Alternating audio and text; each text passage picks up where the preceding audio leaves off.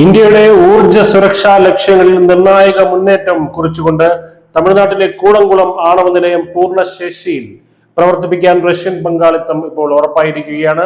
Russian president Vladimir Putin പ്രധാനമന്ത്രി നരേന്ദ്രമോദിയുമായി ന്യൂഡൽഹിയിൽ നടത്തിയ കൂടിക്കാഴ്ചയ്ക്ക് ശേഷമാണ് ഈ സുപ്രധാന പ്രഖ്യാപനം ഇപ്പോൾ നടത്തിയിരിക്കുന്നത്. നിലവിൽ രാജ്യത്തെ ഏറ്റവും വലിയ ആണവ നിലയമായ കൂടംകുളത്ത് 6 റിയാക്ടറുകളാണ് സ്ഥാപിക്കാൻ ഉദ്ദേശിക്കുന്നത്. ഇവയിൽ 2 മാത്രമാണ് ഇപ്പോൾ പ്രവർത്തനക്ഷമമായിട്ടുള്ളത്.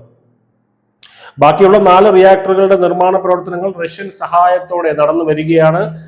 സ്ഥാപനത്തിന്റെ മുഴുവൻ ഊർജ ഉൽപാദനവും ഉറപ്പാക്കുമെന്ന് പ്രഖ്യാപിച്ച പുടിൻ ഇത് ഇന്ത്യയുടെ ഊർജ ആവശ്യകതകൾക്ക് റഷ്യ നൽകുന്ന സുപ്രധാന സംഭാവനയാണെന്നും കൂട്ടിച്ചേർത്തു.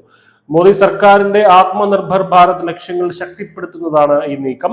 വേഗതയേറിയ വിപുലീകരണ പ്രവർത്തനങ്ങൾ റഷ്യയുടെ സ്റ്റേറ്റ് ആണവ കോർപ്പറേഷനായ റോസാറ്റം കൂടംകുളത്തെ 3ാമത്തെ റിയാക്ടറിനായുള്ള ആദ്യ ബാച്ച് ആണവ ഇന്ധനം വിതരണം ചെയ്തതിന് തൊട്ടു പിന്നാലെയാണ് പുടിന്റെ ഈ പ്രഖ്യാപനം വരുന്നത്.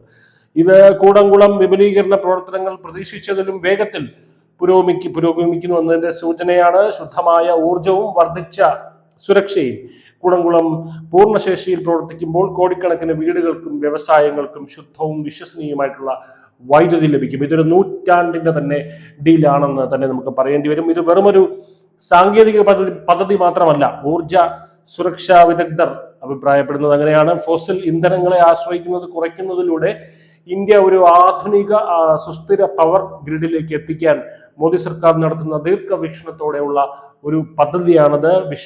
വിശ്വാസ്യതയുടെയും സാങ്കേതിക മികവിന്റെയും അടിസ്ഥാനത്തിൽ ഇന്ത്യ തിരഞ്ഞെടുക്കുന്ന ആഗോള പങ്കാളിത്തം, റഷ്യയുമായി തിരഞ്ഞെടുക്കുന്ന ഒരു ആഗോള പങ്കാളിത്തം രാജ്യത്തിന്റെ വളർച്ചയെ ശക്തിപ്പെടുത്തുന്നത് എങ്ങനെയാണെന്നുള്ളതിന്റെ ഏറ്റവും ഉത്തമമായിട്ടുള്ള ഒരു ഉദാഹരണമാണ്. മാത്രമല്ല, റഷ്യ ഇന്ത്യ സഹകരണം കൊണ്ട് ഇന്ത്യക്ക് എന്തെല്ലാം നേട്ടങ്ങളുണ്ട് എന്നുള്ളതിന്റെ ഒരു ഉദാഹരണം കൂടിയാണിത്. കൂടംകുളം യാഥാർത്ഥ്യമാകുന്നതോടെ ഇന്ത്യ സ്വന്തം ഊർജ വിധി നിയന്ത്രിക്കുന്ന ഒരു ഭാവിയിലേക്ക് കടക്കും എന്നുള്ളത് സംശയമില്ലാത്ത കാര്യം. News desk news India Malayalam.